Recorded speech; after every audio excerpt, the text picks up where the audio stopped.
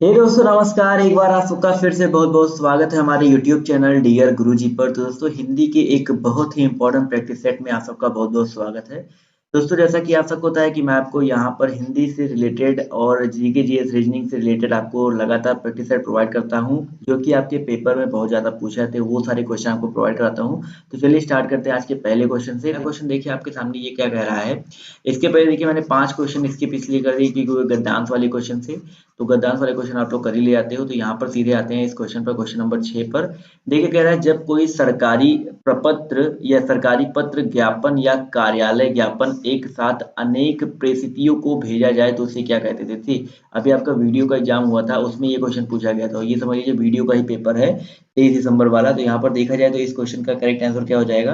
तो यहाँ पर देखा जाए इसका करेक्ट आंसर हो जाएगा परिपत्र। देखिएगा ऑप्शन जो इसका डी है वो बिल्कुल करेक्ट हो जाएगा, परिपत्र। जी हाँ दोस्तों, जब कोई सरकारी पत्र ज्ञापन या कार्यालय ज्ञापन एक साथ अनेक परिस्थितियों को भेजा जाए तो उसे परिपत्र कहते हैं। और इसे याद रखिएगा गस्ती पत्र भी कहते हैं। याद रखिएगा अगर आपके पेपर में ऑप्शन में परिपत्र के स्थान पे गस्ती पत्र दिया गया है तो आप उसको भी टिक कर सकते हैं। इसको हम लोग परिपत्र के अलावा गस्ती पत्र भी कहते हैं। तो ये चीज आप लोग को याद रखना है।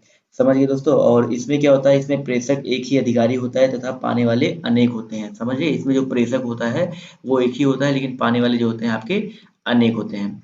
चलिए आते हैं दोस्तों अगले क्वेश्चन पर। तो अगला क्वेश्चन देखिए आपके सामने ये क्या कह रहा है कि जब एक अधिकारी दूसरे अधिकारी को व्यक्तिगत नाम से पत्र लिखता है तो उसे क्या कहते हैं। दोस्तों जब एक अधिकारी दूसरे अधिकारी को व्यक्तिगत नाम से पत्र लिखता है तो उसको हम लोग बोलते हैं क्या, अर्ध शासकीय पत्र। यानी कि ऑप्शन जो इसका बी है बिल्कुल करेक्ट हो जाएगा। जी हाँ दोस्तों, सरकारी अधिकारियों के मध्य सरकारी काम से व्यक्तिगत शैली में लिखे जाने वाले पत्र जो होते हैं वो अर्ध शासकीय पत्र कहलाते हैं। इनका उद्देश्य क्या होता है, इनका उद्देश्य होता है दोस्तों सरकारी कार्यों में तत्परता और द्रुतगामी प्रदान करना और साथ ही किसी विशेष बात की ओर ध्यान आकृष्ट करना। तो यहाँ पर देखा जाए ऑप्शन जो इसका बी है वो बिल्कुल करेक्ट हो जाएगा। चलिए अगले क्वेश्चन पर आते हैं। तो अगला क्वेश्चन देखिए आपसे यहाँ पर क्या कह रहा है कि एक विद्यार्थी को अपने स्कूल के प्रधानाचार्य को अभिनिवेदन में क्या लिखना चाहिए। एक विद्यार्थी को अपने स्कूल के प्रधानाचार्य को अभिनिवेदन में क्या लिखना चाहिए। तो यहाँ पर देखा जाए तो आप सब लोग लिखते आए हैं बचपन से ही, आपका आज्ञाकारी शिष्य। तो ऑप्शन जो इसका सी है वो बिल्कुल करेक्ट हो जाएगा दोस्तों, आपका आज्ञाकारी शिष्य। जी हाँ, तो एक विद्यार्थी जो है अपने स्कूल के प्रधानाचार्य को अभिनिवेदन में आपका आज्ञाकारी शिष्य लिख सकता है। तो ऑप्शन जिसका सी है वो बिल्कुल करेक्ट हो जाएगा। अगला क्वेश्चन देखिए आपके सामने ये रहा। क्वेश्चन क्या कह रहा है कि संक्षेपण मूल पाठ से कितने शब्दों में लिखना चाहिए। देखिए संक्षेपण मूल पाठ से कितने शब्दों में लिखना चाहिए। तो याद रखिएगा संक्षेपण को लिखने के लिए मूल पाठ के एक तिहाई शब्दों का प्रयोग होता है। कितना होता है, एक तिहाई शब्दों का प्रयोग होता है। तो देखा जाए तो ऑप्शन जो इसका बी है एक तिहाई शब्दों में, यहाँ पर ऑप्शन बी बिल्कुल करेक्ट हो जाएगा। चलिए आते हैं दोस्तों अगले क्वेश्चन पर। तो अगला क्वेश्चन देखिए आपसे यहाँ पर क्या कह रहा है कि हिंदी में ध्वनियाँ कितने प्रकार की होती हैं। क्वेश्चन आपसे कह रहा है कि भाई हिंदी में ध्वनियाँ कितने प्रकार की होती हैं। तो यहाँ पर अगर देखा जाए हिंदी में ध्वनियाँ की कितने प्रकार की होती हैं, याद रखिएगा हिंदी वर्णमाला में ध्वनियाँ मुख्यतः 2 प्रकार की होती हैं। कितने प्रकार की होती है, 2 प्रकार की होती हैं। तो ऑप्शन जो इसका फर्स्ट है वो बिल्कुल करेक्ट हो जाएगा दोस्तों। ध्वनियाँ आपकी कौन कौन सी होती हैं, स्वर ध्वनि होती है और आपकी व्यंजन ध्वनि होती है। याद रखिएगा आपका एक स्वर होता है और एक आपका क्या होता है, व्यंजन होता है। तो ये 2 प्रकार की आपकी ध्वनियाँ होती हैं। दोस्तों इसका जो आपका पीडीएफ है ये बिल्कुल आंसर की के साथ आपको पीडीएफ आपको हमारे टेलीग्राम ग्रुप पर मिल जाएगा। तो आप लोग वहाँ पर जुड़ना ना भूलें, जिससे आप लोग को किसी भी प्रकार के नोटिफिकेशन में या किसी प्रकार के चीज़ों में दिक्कत ना हो। तो पीडीएफ बिल्कुल फ्री है, टेलीग्राम ग्रुप से जुड़ सकते हैं। अगला क्वेश्चन देखिए आपके सामने ये रहा। क्या क्या कह रहा है आपसे यहाँ पर कि मात्रा के आधार पर आपको बताना है कि स्वर कितने प्रकार के होते हैं। मात्रा के आधार पर स्वर कितने प्रकार के होते हैं। दोस्तों मात्रा के आधार पर याद रखिएगा स्वर जो होते हैं 2 प्रकार के होते हैं। एक आपका हर्ष स्वर होता है, आपका यहाँ पर ऑप्शन जो इसका 2 है करेक्ट हो जाएगा। याद रखिएगा 2 कौन कौन से होते हैं, एक आपका हर्ष स्वर होता है और इसके अलावा एक आपका दीर्घ स्वर होता है। तो ये आपके मात्रा के आधार पर 2 प्रकार के स्वर होते हैं, हर्ष स्वर और आपका दीर्घ स्वर। तो हर्ष स्वर के अंतर्गत आपका कौन कौन सा आता है, हर्ष स्वर के अंतर्गत आपका छोटा आ, छोटी ई, इसके अलावा कौन सा आता है। याद रखिएगा जितने भी हैं आपको मैं यहाँ पर बताता चलूंगा, जो भी इंपॉर्टेंट पॉइंट्स है, जिससे आप लोग एक भी क्वेश्चन को मिस ना करो। इसके अलावा दीर्घ स्वर के अंतर्गत बात करते हैं तो बड़ा आ जाता है, बड़ी ई आ जाता है। इसके अलावा ऊ, ए भी आता है। याद रखिएगा ए भी आता है और आपका ए भी आता है। इसके अलावा दोस्तों आपका ओ भी आता है और ओ, इसके अलावा ओ और औ दोनों आता है और आपका आ आता है। तो ये चीजें याद रखिएगा। तो इतने आपके दीर्घ स्वर के अंतर्गत आते हैं। चलिए बढ़ते हैं दोस्तों अगले क्वेश्चन की तरफ। तो क्वेश्चन नंबर देखिए 12 आपसे क्या कह रहा है, जीवा के आधार पर स्वर कितने प्रकार के होते हैं। जीवा के आधार पर आपको बताना है स्वर कितने प्रकार के होते हैं। तो याद रखिएगा दोस्तों, जीवा के आधार पर स्वर आपके 3 प्रकार के होते हैं। अभी मैंने आपको बताया कि किसके आधार पर, अभी मैंने मात्रा के आधार पर बताया था स्वर 2 प्रकार के होते हैं, लेकिन जीवा के आधार पर याद रखिएगा 3 प्रकार के होते हैं। वो तीनों कौन कौन से हैं ये भी याद कर लीजिए।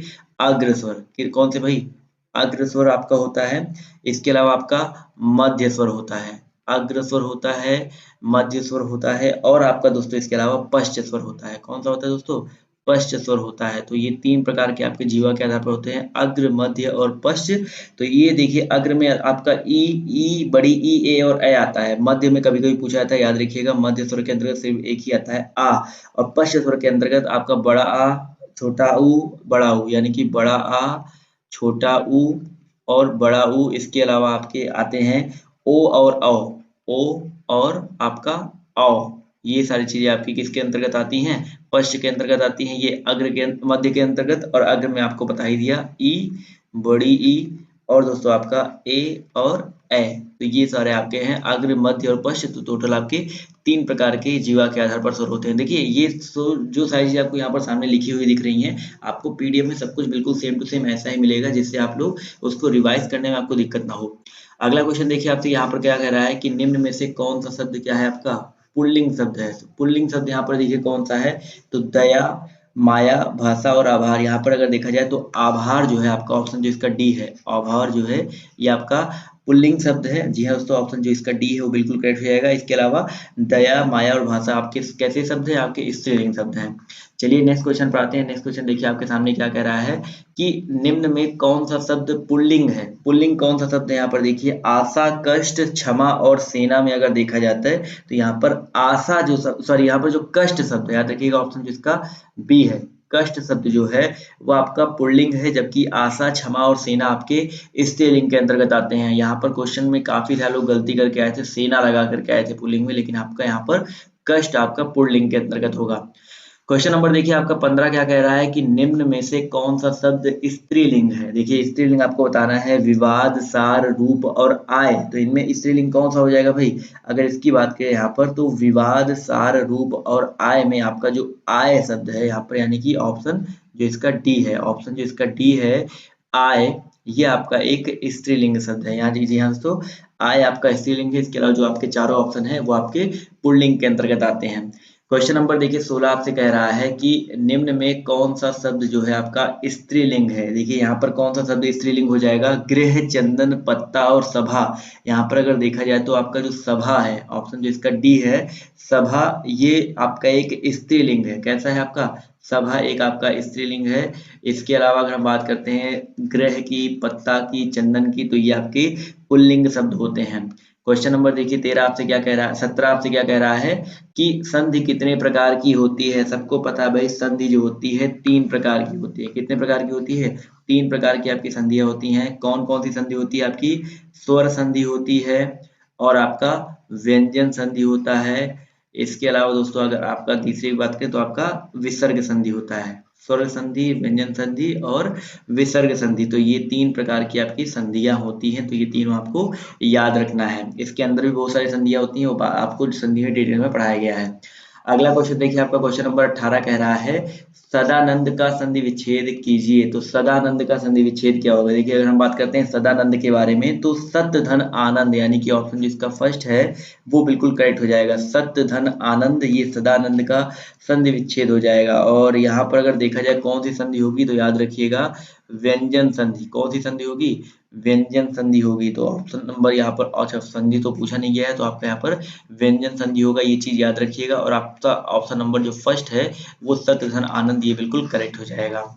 क्वेश्चन नंबर आते हैं दोस्तों 19 की तरफ से। देखिए क्वेश्चन नंबर 19 आपसे यहाँ पर क्या कह रहा है कि पुस्तकालय में कौन सी संधि है। अगर हम बात करते हैं पुस्तकालय के बारे में तो पुस्तकालय का संधि विच्छेद क्या हो जाएगा, पुस्तक धन आलय। क्या हो जाएगा भाई, पुस्तक प्लस आलय। यानी कि अगर देखिए तो आप अब यहीं से बता सकते हैं कि आपका कौन सा संधि हो जाएगा, पुस्तक प्लस आलय, यानी कि छोटा आ प्लस बड़ा आ मिलके बड़ा बड़ा हो रहा है, यानी कि यहाँ पर हो जाएगा दीर्घ संधि। कौन सी संधि हो जाएगी, दीर्घ संधि। तो ऑप्शन जो इसका ए है दीर्घ, ये बिल्कुल करेक्ट हो जाएगा। समझ गए दोस्तों। चलिए बढ़ते हैं अगले क्वेश्चन की तरफ। तो अगला क्वेश्चन आपका यहाँ पर क्या कह रहा है, देखिए अभि प्लस उदय का संधि विच्छेद क्या होगा। किसका बता रहा भाई, अभि प्लस उदय का संधि विच्छेद बताना है। तो अभि प्लस उदय, देखिए यहाँ पर सबसे बहुत ही इंपॉर्टेंट क्वेश्चन है, कई बार आपसे पूछा जाएगा चुहा है। तो अभिधन उदय का होता है अभ्युदय, यानी कि ऑप्शन जिसका फर्स्ट है वो बिल्कुल करेक्ट हो जाएगी। जैसे अनुदय धन अय बराबर अन्वय होता है, प्रत्यय धन अनुमति बराबर प्रत्यनुमति होता है। इसी तरह अभि प्लस उदय का मतलब होता है अभ्युदय। और यहाँ पर अगर बात किया जाए कौन सी संधि होगी, तो याद रखिएगा यहाँ पर ये आपका हो जाएगा यड़ संधि। क्या हो जाएगा आपका, यड़ संधि हो जाएगा। चलिए आते हैं अगले क्वेश्चन पर। तो क्वेश्चन नंबर देखिए 21 आपसे यहाँ पर कह रहा है कि यथा संभव में कौन सा समास है। अब देखिए यथा संभव की अगर हम बात करते हैं यहाँ पर कौन सा समास हो जाएगा। तो देखिए यथा संभव यानी कि यथा संभव जितना संभव हो, इसका मतलब हो जाएगा आपका अव्ययी भाव समास। तो ऑप्शन जो इसका फर्स्ट है वो बिल्कुल करेक्ट हो जाएगा, अव्ययी भाव समास। अव्ययी भाव समास में क्या होता है कि प्रथम पद प्रधान होता है, याद रखिएगा। अव्ययी भाव समास में प्रथम पद आपका क्या होता है, प्रथम पद आपका प्रधान होता है। इसके अलावा दोस्तों आपका जो आपका दूसरा पद होता है प्रधान होता है। प्रथम पद प्रधान के साथ साथ अव्यय भी होता है, ये भी याद रखिएगा। प्रथम पद प्रधान और अव्यय होता है, और ये जो अव्यय होता है ये अव्यय और संज्ञा के संयोग से यानी कि योग से बनता है तथा क्रिया विशेषण के रूप में कार्य करता है। जैसे कि आपका प्रत्येक दिन यानी कि प्रतिदिन, आपका प्रत्येक दिन आपका वो भी आपके एक अव्ययी समास होगा। और अनुरूप यानी कि रूप के योगी, ये भी आपका अव्ययी भाव समास होगा। चलिए आते हैं क्वेश्चन नंबर 22 की तरफ। देखिए क्वेश्चन नंबर 22 आपसे क्या कह रहा है कि परमेश्वर में कौन सा समास है। परमेश्वर की अगर हम बात करते हैं, परम ईश्वर, यहाँ पर आपका क्या हो जाएगा, कर्मधारय समास। अब कर्मधारय समास की अगर हम बात करते हैं, कर्मधारय समास में क्या होता है, उत्तर पद प्रधान होता है। उत्तर पद जो होता है आपका वो प्रधान होता है, उत्तर पद आपका इसमें प्रधान होता है, याद रखिएगा। तो यहाँ पर कर्मधारय समास हो जाएगा। और पूर्व पद व उत्तर पद में याद रखिएगा, पूर्व पद और उत्तर पद में उपमान और उपमेय या विशेषण या विशेष्य का संबंध होता है। तो यहाँ पर परम धन ईश्वर, परम ईश्वर मतलब होता है आपका कर्मधारय समास। चलिए आते हैं अगले क्वेश्चन पर। देखिए क्वेश्चन नंबर 23 आपसे क्या कह रहा है यहाँ पर। क्वेश्चन नंबर 23 कह रहा है कि अध्यक्ष में कौन सा उपसर्ग है। अध्यक्ष में अगर बात किया जाए कौन सा उपसर्ग है, तो अधि प्लस क्या हो जाएगा, अधि प्लस अच, यानी कि यहाँ पर अधि उपसर्ग है। यहाँ पर अधि होना चाहिए था। देखिए क्वेश्चन नंबर 3 में आपका अधि होना चाहिए था, लेकिन यहाँ पर ऑप्शन में ऐसा कुछ दिया ही नहीं कि भाई यहाँ पर अभी दिया गया है, अध दिया गया है। तो आई होप ये क्वेश्चन, आई होप यहाँ पर गलत होना चाहिए। तो आप लोग भी कमेंट करके बताइएगा कि 23 का आंसर यहाँ पर शायद गलत है। तो यहाँ पर अधि उपसर्ग होगा, याद रखिएगा। अध्यक्ष में आपका अधि उपसर्ग होना चाहिए, समझ गए। तो ऑप्शन जिसका कोई भी यहाँ पर करेक्ट नहीं है। चलिए आते हैं अगले क्वेश्चन पर। तो अगला क्वेश्चन आपका यहाँ पर कह रहा है संग्राम में उपसर्ग बताना है आपको।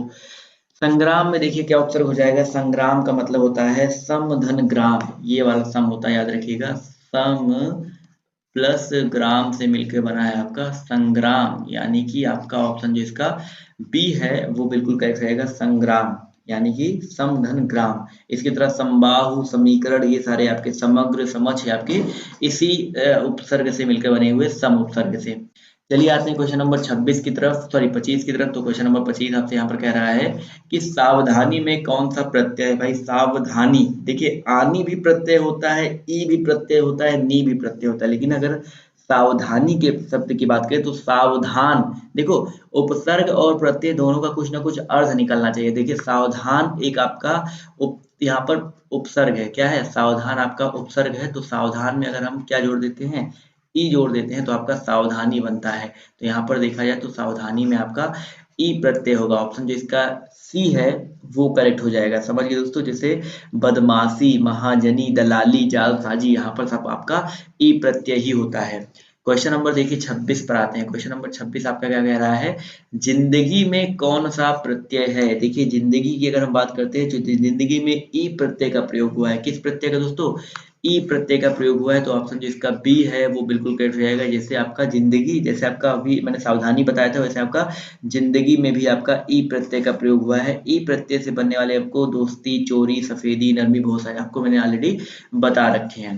क्वेश्चन नंबर 27 देखिए आपसे क्या कह रहा है, निम्न में से कौन सा शब्द तत्सम है। देखिए कौन सा शब्द आपका तत्सम है, आपको ये बताना है। तो देखिए यहाँ पर क्या हो जाएगा, तो क्वेश्चन नंबर 27 का जो करेक्ट आंसर आपका हो जाएगा प्रिय। जी हाँ, तो प्रिय जो है आपका तत्सम है, इसका जो तद्भव होता है याद रखिएगा, प्रिय होता है। क्या होता है, पिए होता है। मोर के बारे में, तो मोर जो है वो आपका एक तद्भव है और आपका यहाँ पर मयूर हो जाएगा। क्या हो जाएगा भाई?